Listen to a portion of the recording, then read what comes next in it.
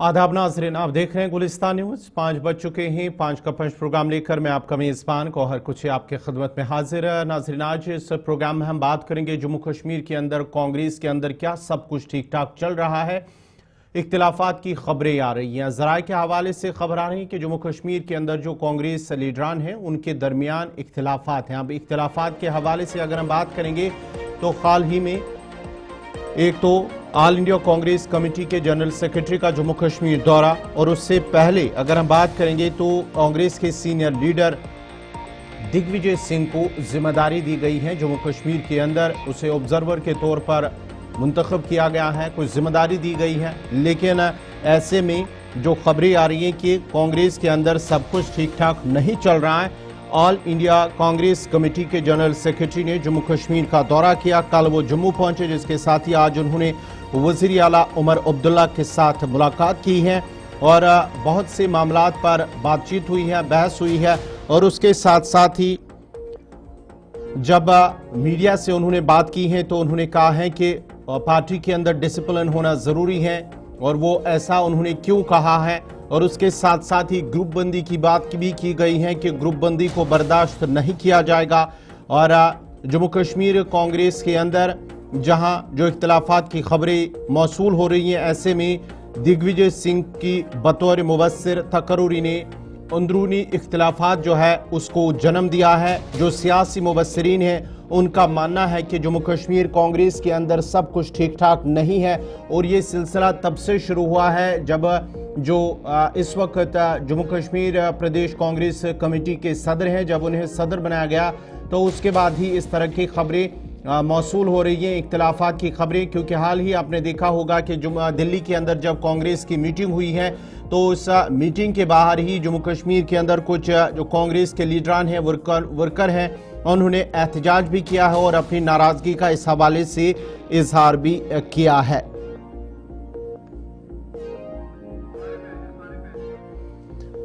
चलिए, इस खबर पे हमारे साथ कुछ मेहमान हैं जिनके साथ हम बात करेंगे।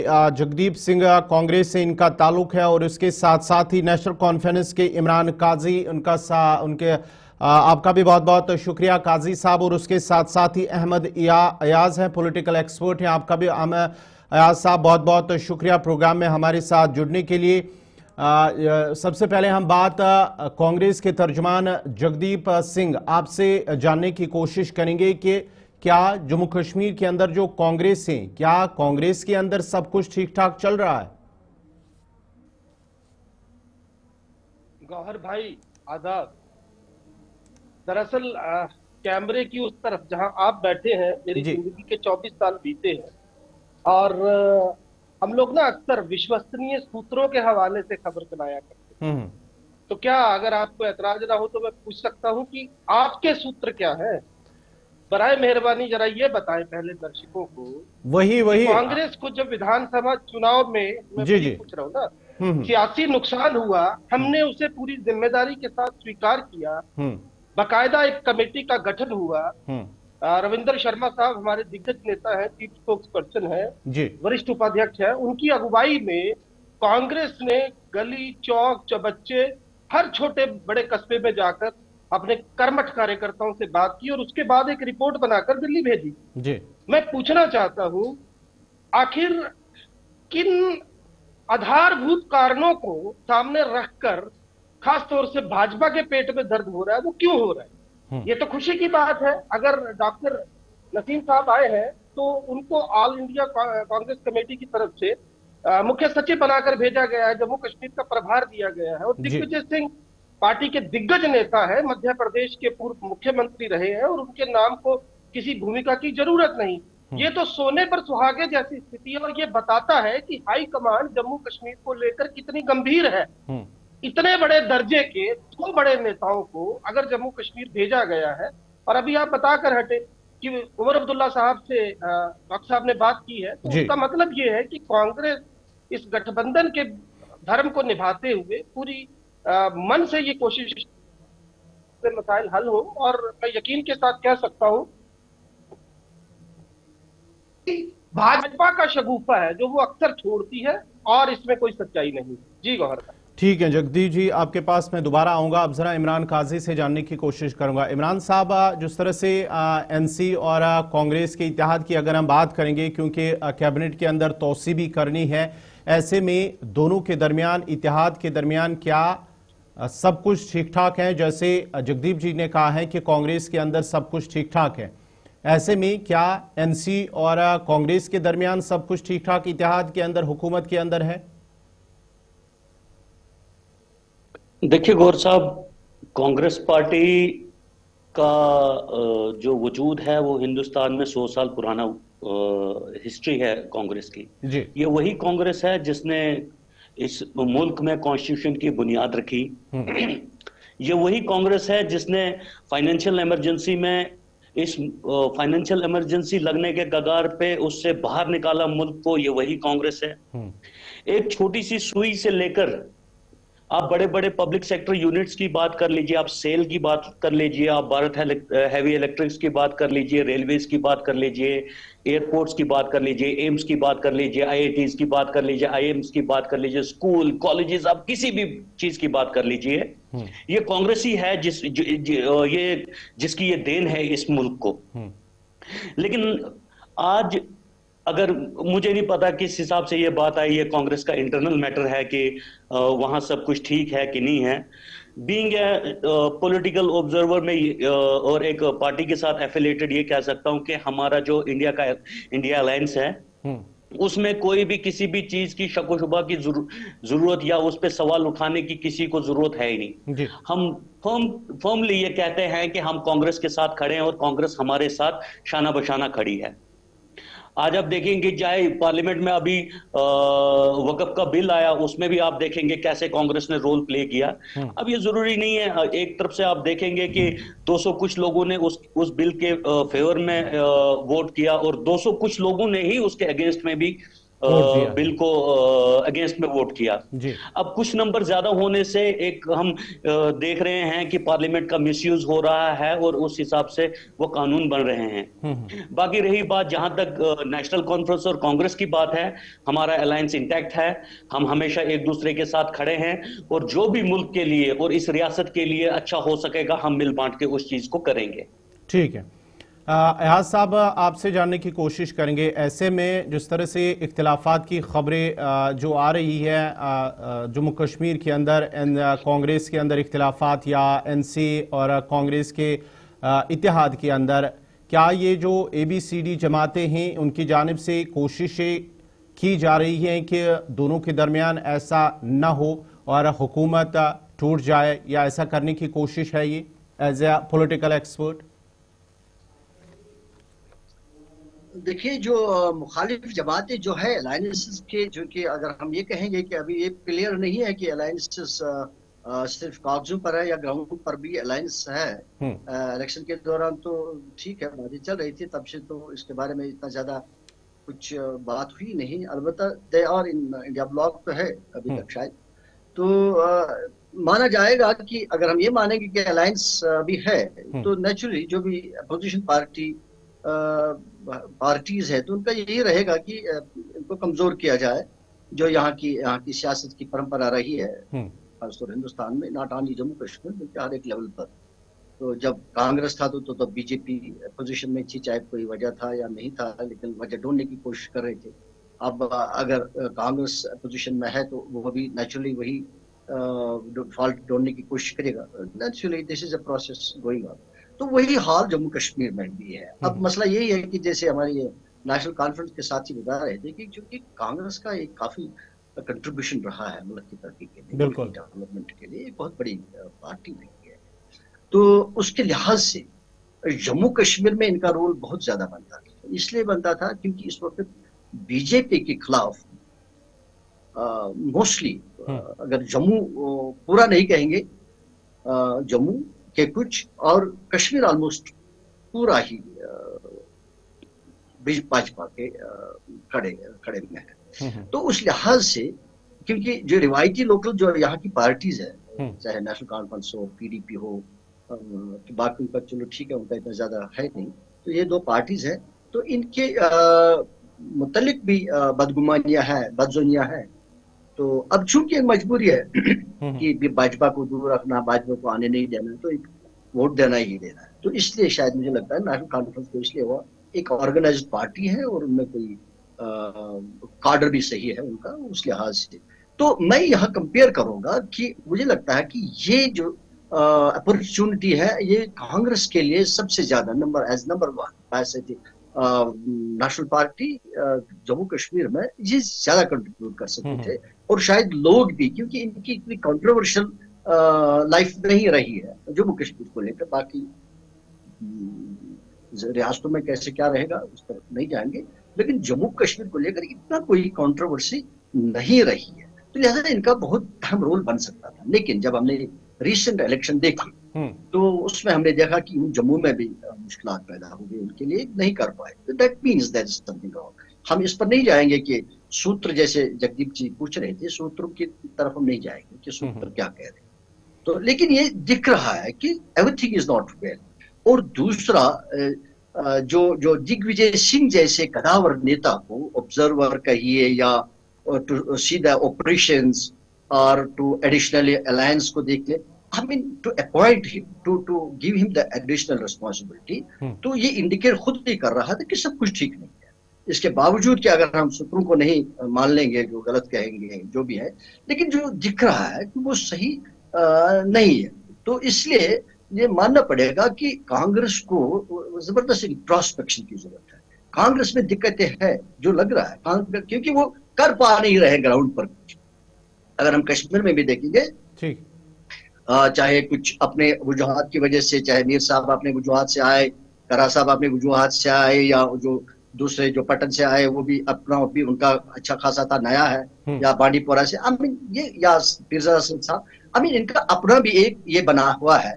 लेकिन अगर हम देखेंगे ग्राउंड पर कांग्रेस का, कि वो जिस तरह से नेशनल कॉन्फ्रेंस का जाल बिछा हुआ है कार्डर का, ऐसा नहीं दिख रहा है। या पीडीपी का भी, अगर छोटी भी पार्टी है, 2-3 ही मेंबर्स उनके हैं, हालांकि नेशनल कॉन्फ्रेंस कांग्रेस के आप शायद 5 या 6 आए हैं, तो इसका मतलब उनका नंबर काफी ज्यादा है। लेकिन फिर जिस तरह से इस वक्त हमारे पास हुकूमत बनी हुई है, लेकिन फील नहीं हो रहा है हुकूमत।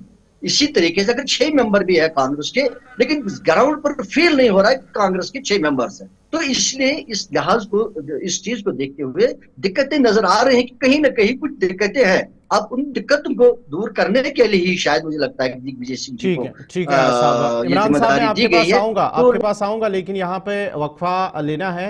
एक खैर मकदम है, प्रोग्राम 5 के 5वीं बात हम कर रहे हैं जम्मू कश्मीर के अंदर कांग्रेस के खीमे के हवाले से। कांग्रेस के अंदर क्या सब कुछ ठीक ठाक है, उस हवाले से हम बात कर रहे हैं। अब जरा इमरान काजी के पास चलते हैं। इमरान जी, आप अपनी बात रखिए।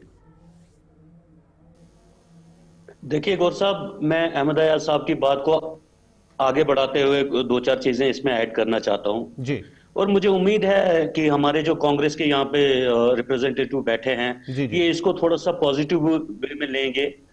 तो बाकी हमारे अपोजिशंस ने इन चीजों को कैसे लेना है वो उनका काम है, लेकिन मैं चाहता हूं कि प्रदीप जी जो यहाँ पे बैठे हुए हैं वो इसको थोड़ा सा पॉजिटिव वे में लेंगे जी जी। देखिए, कांग्रेस का जो काडर पूरे मुल्क में, वो कश्मीर से लेके कन्याकुमारी तक आपको हर जगह मिलेगा। बिल्कुल। और ये कांग्रेस की as a national party Congress की रिस्पॉन्सिबिलिटी है कि जो भी आज मुल्क में हो रहा है उसके अगेंस्ट फाइट करने के लिए। लेकिन हम देख रहे हैं कि इंस्टेड ऑफ कि कांग्रेस उसके अगेंस्ट फाइट कर ले, कुछ चीजें हमें देख रही हैं कि विद इन द कांग्रेस से ठीक नहीं है। और आज जो मुल्क भर में हो रहा है, ये जो पार्लियामेंट का मिसयूज हो रहा है, इसके लिए मैं बोलूंगा कहीं ना कहीं कांग्रेस की वक्ती तौर के गलत फैसले आज पूरा मुल्क भुगत रहा है। कहीं ना कहीं कांग्रेस ने वक्ती तौर सॉफ्ट फैसले लिए उन चीजों के लिए जहां पे उनको थोड़ा सा स्ट्रिक्ट और स्ट्रांग होना चाहिए था। आज उसका जो इम्पैक्ट है वो ना सिर्फ कांग्रेस पे पड़ा हुआ है, वो पूरे मुल्क में पड़ा हुआ है। मुझे उम्मीद है कि इस चीज को कांग्रेस के लोग थोड़ा सा सोचेंगे और इस पे इंट्रोस्पेक्शन जरूर करेंगे। ठीक है। अब जरा जगदीप जी, आप इस बात से क्या सहमत हैं कि जो इमरान साहब ने बात कही है कि जो मुल्क के अंदर कांग्रेस की क़यादत है, कहीं ना कहीं कुछ ऐसे फैसले वक्ती तौर पर लिए गए हैं जिसकी वजह से आज कांग्रेस कमजोर पड़ रही है? गौहर भाई, मैं चाहूंगा कि दोनों प्रतिभागी अब जरा संयम से मेरी बात सुने और उतना ही ब्रॉडर एस्पेक्ट को जो है समझने की कोशिश भी करें। पहली तो बात, मैं इस बात से मुतमईन हूं कि कांग्रेस से अपेक्षाएं ज्यादा है, क्योंकि यही वो पार्टी है जिसने न केवल इस मुल्क की आजादी के लिए इंकलाब को ऐसी दिशा दी कि हम आजाद हुए, बल्कि इस मुल्क को आकार भी दी। लेकिन दिक्कत क्या है, कांग्रेस का एक किरदार है।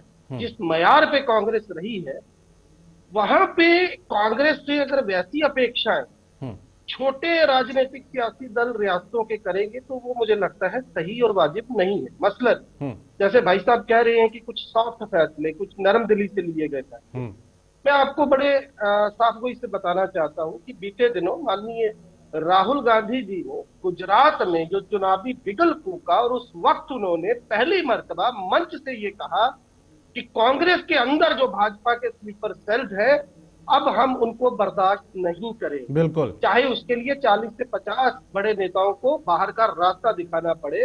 और उस वजह से खलबली मची।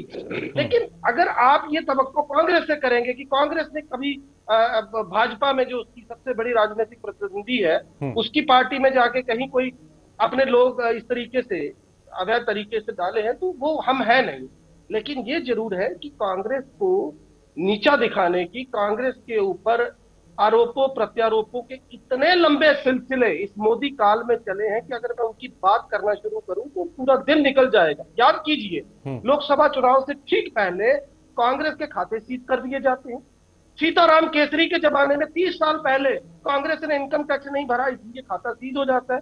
जबकि सच्चाई ये है कि किसी भी पॉलिटिकल पार्टी ने कभी इनकम टैक्स नहीं भरा, क्योंकि ये पॉलिटिकल पार्टी जो है ये सोशल सर्विस में गिनी जाती है। लेकिन किया गया। उससे थोड़ा आगे आ जाइए, नेशनल हेराल्ड का मामला देखिए।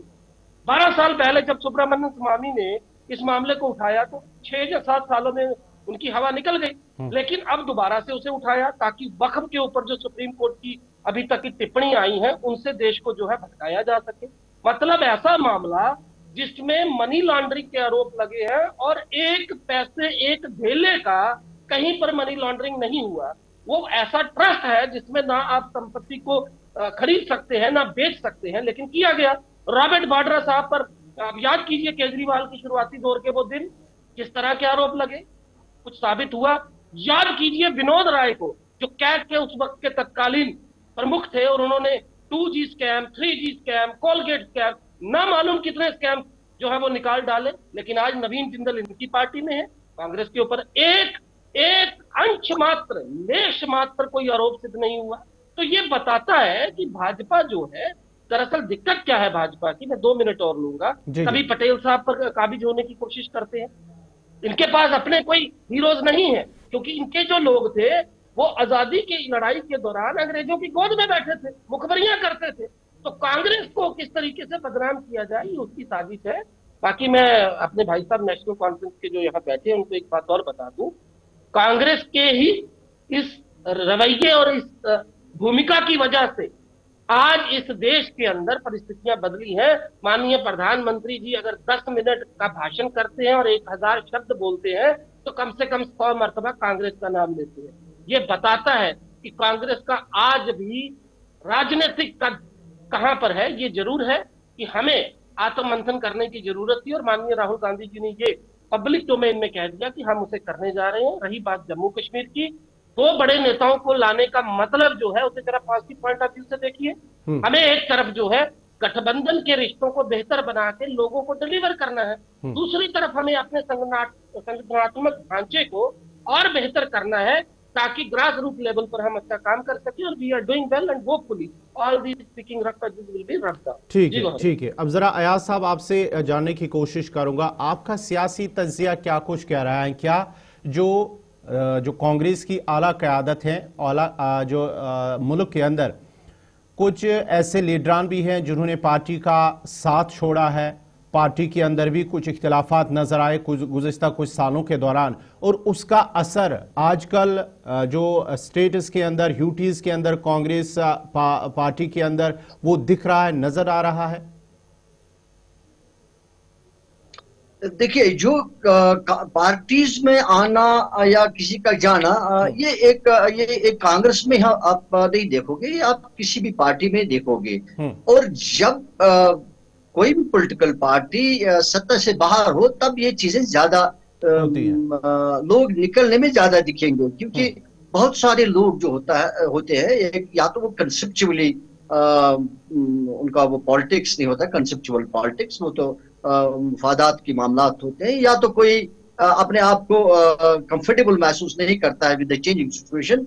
तो ये हर एक पार्टी में दिखता नजर आ रहा है। लेकिन कांग्रेस में ये दिखना, ये मतलब इंसान को हैरान कर सकता है, इसलिए क्योंकि कांग्रेस ही एक पार्टी है जिसने बुनियाद डाली है मुल्क की 47 के बाद, और या 47 के दौरान अंग्रेजों के साथ जंग करते हुए, आजादी लेते हुए। तो ये सही बता रहे हैं जगदीप जी की शायद बीजेपी का उस वक्त वजूद भी नहीं था आजादी की लड़ाई में, दैट्स ट्रू।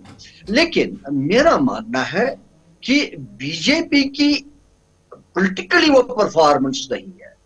पॉलिटिकली परफॉर्मेंस क्या होता है? पॉलिटिकली परफॉर्मेंस हम वो कहेंगे कि जो कांग्रेस की थी, तो consider all everybody as per the constitution, हर एक को इकट्ठा एक ट्रीट करें, ये कांग्रेस में था। लेकिन या डेवलपमेंट के लिहाज से, जैसे नेशनल कॉन्फ्रेंस के तर्जमान ने बता दिया, आप सेंटर पब्लिक सेक्टर्स की बात करिए, डेवलपमेंट्स की बात करिए, सुई से जहाज तक की बात करें, this is all done by the Congress, no doubt. लेकिन अब दिक्कत क्या है?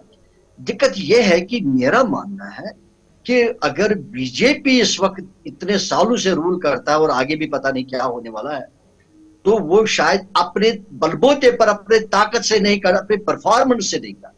मुझे लगता है कि वो पोजीशन की कमजोरियों की वजह से कर रहे हैं, जबकि लोग ओवरऑल में कह रहा हूं, मेरा मानना, मेरा तजिया, ये कहीं गलत भी हो सकता है, लेकिन ओवरऑल अगर अभी भी देखेंगे कि लोग कांग्रेस को बनिस्बत बीजेपी प्रेफर करेंगे, लेकिन कांग्रेस में कुछ अपनी कुछ खामियां हैं, कहीं ना कहीं कुछ कमजोरियां, कहीं ना कहीं कुछ दिक्कतें एडमिनिस्ट्रेशन में, अपने मैनेजमेंट में, अपने पॉलिटिकल लेवल पर, वी डोंट नो, लीडरशिप पर, कहीं ना कुछ, उसमें हम नहीं जाएंगे, लेकिन दिक्कतें हैं। बाहर जो दिख रहा है वो दिक्कतें हैं, क्योंकि ग्राउंड पर अगर हम जम्मू कश्मीर की बात करेंगे, ओवरऑल तो सिचुएशन लग रही है, लेकिन जब हम जम्मू कश्मीर की बात करेंगे, मेरा मानना है कि कांग्रेस के लिए एक फील्ड बड़ा जरखेज फील्ड है, लेकिन ये कर नहीं पा रहे हैं जम्मू कश्मीर में। ग्राउंड पर उनका कुछ दिख नहीं रहा है। जम्मू में कुछ था, हालांकि हमारा तजिया था इलेक्शन के दौरान कि 15 कम से कम, मेरा डिबेट में बड़ा फाइट रहा कि भाई 15 कम से कम जम्मू कश्मीर से ले लेंगे कांग्रेस, लेकिन अल्टीमेटली बड़े मुश्किल से 6 पर 5 या 6 पर आ गए।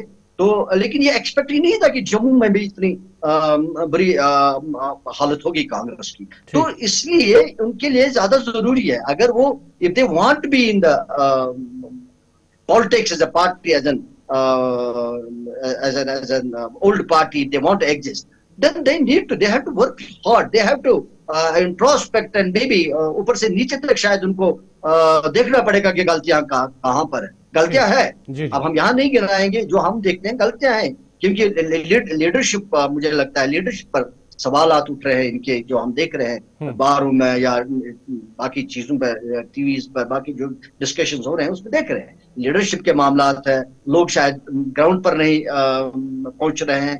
जम्मू कश्मीर में आप देखिए बड़ी दिक्कतें हैं जम्मू कश्मीर में कांग्रेस को लेकर। जैसे कम से कम एक स्टेट के लेवल पर जहां इनका जरखेज फील्ड है, उसको कम से कम देख ले। मैं तो जम्मू कश्मीर की बात करूंगा, मैं रह रहा हूं यहाँ पे, हम देख रहे हैं कि इनके लिए भी जरखेज फील्ड है कंपैरेटिवली। अब सब उनको आजमाया गया, ठीक है। इट डिपेंड्स अपॉन देम कि वो इस चीज को कैसे कैप्चर करें। ठीक है साहब। जगदीप जी आप बात रखिए अपनी।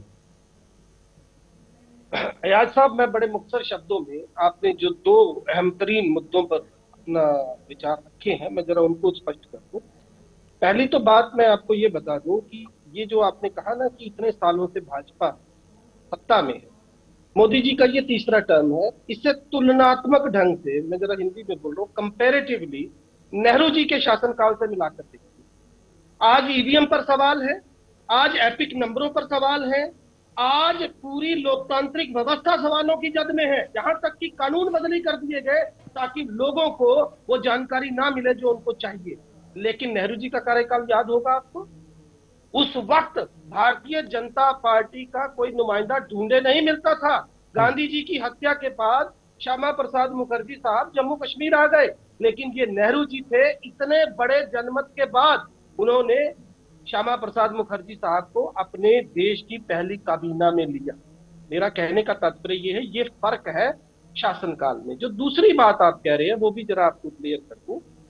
देखिए, मुझे इसमें कोई दो राय नहीं है, कोई गुरेज नहीं है कहने में कि अगर आज कांग्रेस सत्ता में नहीं है तो निश्चित तौर पर कुछ कारण है, और यही वो वजह है कि एक बहुत बड़े आला दर्जे की जांच कमेटी हमने बिठाई थी। अगर हम जम्मू कश्मीर की बात करें, ओवरऑल बात करें, तो मैं फिर से बता दूं, आज गुजरात में राहुल गांधी साहब का लगातार जाना और बिहार में जिस तरीके से हमने पेस पकड़ा है उसके बाद, और कन्हैया कुमार पर एफआईआर का दर्ज होना बताता है कि भाजपा के होश फाख्ता है, सिर्फ इसलिए कि कांग्रेस अब जो है वो अग्रेसिव मोड में मैदान में उतर चुकी है। आप बहुत जल्द देखेंगे कि कांग्रेस संगठनात्मक ढांचे को, अपने ऑर्गेनाइजेशनल स्ट्रक्चर को और बेहतर करने के लिए बड़े अहम तरीन फैसले लेने वाली है।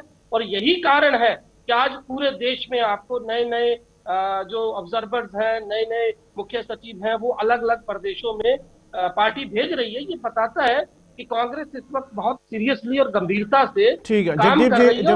जगदीप जी माजरत चाहूंगा, यहाँ पे एक वक्फा लेना होगा। आप वक्फे के बाद खैर मकदम है प्रोग्राम 5 के 5 में। अब जरा जगदीप जी एक चीज और जानना चाहूंगा आपसे, जिस तरह से ग्रुपिज्म की बात की जा रही है कि ग्रुप बंदी को बर्दाश्त कांग्रेस के अंदर, चाहे जम्मू कश्मीर की हम बात कर रहे हैं, तो वहां पर बर्दाश्त नहीं किया जाएगा। ये नासिर हुसैन की जानिब से भी इस हवाले से इशारा दिया गया है, और साथ ही साथ उन्होंने कहा कि डिसिप्लिन को मेंटेन रखा जाएगा। और साथ ही साथ हमने देखा है लास्ट टाइम कुछ दिन पहले जब दिल्ली के अंदर कांग्रेस की एक मीटिंग हुई है, तो वहां पर जम्मू कश्मीर से कुछ पार्टी कारकुनों या लीडर की जानिब से एहतजाज भी किया गया। उन्होंने कहा कि जम्मू कश्मीर के अंदर जो क़यादत है उनकी जानिब से उनकी बात नहीं सुनी जा रही है। देखिए गौहर भाई, पहली तो बात, आप मुझे एक सियासी तंजीम बता दें, आप राष्ट्रीय स्तर की पार्टियां छोड़ दें, आप प्रदेश स्तर पर आ जाए जहां पर थोड़ी बहुत गुटबाजी नहीं होती। ये राजनीति का स्वभाव है। अगर डॉक्टर साहब ने ये कहा है, मैं आपको डॉक्टर साहब के बारे में बता दूं, वो जेएनयू के पढ़े एक बहुत प्रबुद्ध आदमी है, जिन्हें बहुत अच्छे से पता है कि संगठन को कैसे बेहतर बनाना है, और यही कारण है कि आला कमान ने उनको ये जिम्मेदारी सौंपी। मेरे कहने का कुल तात्पर्य यहाँ पर यह है कि यहाँ तक गुटबाजी की बात है, ये एक राजनीतिक स्वभाव वाली बात जो मैंने आपको बताई वो अमूमन होता है, अपेक्षित है। लेकिन बहुत जल्द आप कांग्रेस को बड़े अग्रेसिव मोड पर, युद्ध स्तर पर लोगों के बीच उसी तरीके से देखेंगे जैसे आप अक्सर देखते आए हैं। और दूसरी बात जो आपने की, ओवरऑल कांग्रेस की स्थिति जो है, तो मैं बता चुका हूं, उसकी सीधी एग्जाम्पल मैंने आपको गुजरात और बिहार की दी है। और यही वो कारण है कि आज भाजपा परेशान है। मैं यकीन के साथ कह सकता हूं कि जम्मू कश्मीर में जो हमारा गठबंधन है वो उमर अब्दुल्ला साहब की सदारत में बहुत बढ़िया तरीके से काम करेगा, और उन्होंने हर मुमकिन कोशिश की भी है मरकज को साधने की, और मैं उम्मीद करता हूं कि आने वाले दिनों में और स्थितियां बेहतर। ठीक है। अब जरा इमरान जी आपसे जानना चाहूंगा, कैबिनेट में तौसी होनी है क्या? ऐसे में जो मीटिंग हुई है, क्या कांग्रेस को उसमें ऐड करना है, कितने लोगों को ऐड करना होगा उसमें काबीना में, उस हवाले से अभी बात नहीं बन पा रही है कि बात बनने की कोशिश को लेकर अभी मीटिंगों का दौर शुरू हुआ है? नहीं गौर साहब, कांग्रेस का इस अलायंस में एक प्रिंसिपल स्टैंड रहा है कि जब तक हमें स्टेट वापस नहीं मिलेगी तब तक हम मिनिस्ट्री में इंडक्ट नहीं होंगे। तो इसमें ये क्लियर कट, इसमें कोई कंफ्यूजन की बात नहीं है कि इसमें कोई बातचीत हो रही है। इसके रिगार्डिंग कोई बात नहीं हुई, क्योंकि इनका एक प्रिंसिपल स्टैंड रहा है, इनके आला कमान ने ऑलरेडी कन्वे किया है कि जब तक स्टेट वापस नहीं मिलेगी हम कैबिनेट में इंक्लूड नहीं होंगे। तो वो कांग्रेस का अपना डिसीजन था, उसमें किसी चीज की इसको इस लिहाज से नहीं लिया जाए। जो आज मीटिंग हुई उमर अब्दुल्ला साहब की, और जो डॉक्टर साहब आए थे वहां से, कांग्रेस के एआईसी चीफ आए थे, तो इसमें रिगार्डिंग बाकी चीजों में, मुल्क भर के हालात के बारे में, जम्मू कश्मीर के हालात के बारे में, ऑर्गेनाइजेशंस के बारे में, और इस अलायंस को आगे कैसे और स्ट्रेंथन किया जाए उसके बारे में बात हुई। ठीक है। अब जरा अयाज साहब आखिर पर आपसे जानना चाहूंगा, कांग्रेस चाहे मुल्की सतह पर या जम्मू कश्मीर के अंदर ऐसे कौन से इकदाम उठाने की जरूरत है एज ए पॉलिटिकल एक्सपर्ट के मुल्क के अंदर भी ये बेहतर हो, जम्मू कश्मीर के अंदर बेहतर हो, ऐसे कौन से स्टेप्स या कौन से ऐसे काम करने की इन्हें जरूरत है? देखिए वहाँ यहाँ मैं ऐड करूंगा, पहले मुल्क की सतह पर जाने से पहले जम्मू कश्मीर की बात करें, मैं जी। शायद ये भूल जाऊंगा कि जहाँ इन्होंने जो हमारे नेशनल कॉन्फ्रेंस के दोस्त ने कहा, यस, मैं भी यही सोच सकता हूँ कि ये जो इस वक्त जो मीटिंग है शायद वो कैबिनेट को लेकर रही है कि भाई हमारे को कितने कैबिनेट बर्फ मिलेंगे। ऐसा नहीं लग रहा है, हालांकि वो 5 या 6 मेंबर से तो उनका हक बनता भी है। अगर जी। हम मान लेंगे कि अंदरूनी अलायंस भी ठीक है, बाहर भी तो इतना कुछ अभी एक्टिविटी गवर्नमेंट की नहीं दिख रही है, तो फिर अलायंस की क्या एक्टिविटी दिखेगी। लेकिन अलबत्ता ये है कि अगर अलायंस बरकरार है तो फिर शायद उनका हक बनता भी है।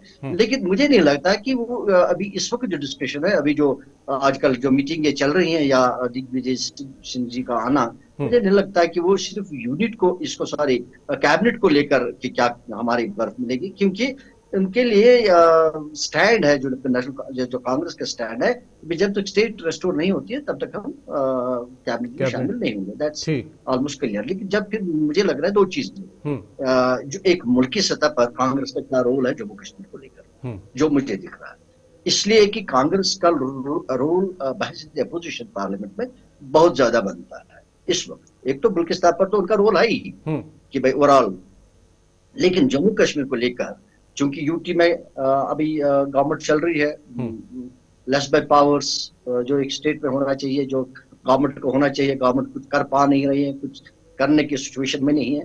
और आज 5-6 महीने हो गए और शायद अपने लेवल पर जो नेशनल कॉन्फ्रेंस की हुकूमत है, नेशनल कॉन्फ्रेंस के जो लीडरशिप है, क़यादत जो है, उन्होंने शायद अपने लेवल पर ट्राई की होगी दाएं बाएं जैसे भी।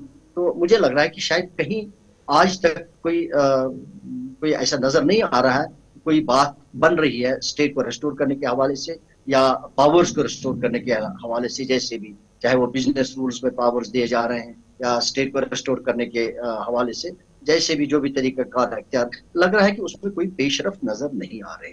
अब यहाँ कांग्रेस का रोल बहसीत opposition as an India bloc, as an Congress बड़ा भाई, एक बहुत बड़ा रोल बनता है जम्मू कश्मीर को लेकर। मुझे लगता है कि वही एक वजह है जो इस वक्त जो बैठकें हो रही है, जो दिग्विजय सिंह का आना जाना और उमर साहब से मिलना, मुझे लगता है कि वही एक बात हो सकती है इसमें कि भाई जम्मू कश्मीर को लेकर स्टेटहुड को रेस्टोर करने के हवाले से, जबकि पार्लियामेंट में एक कमिटमेंट दी गई है, इसको रेस्टोर किया जाएगा स्टेट को। मुझे लगता है कि ज्यादा उसी पर इस वक्त कंसंट्रेशन है दोनों पार्टीज को।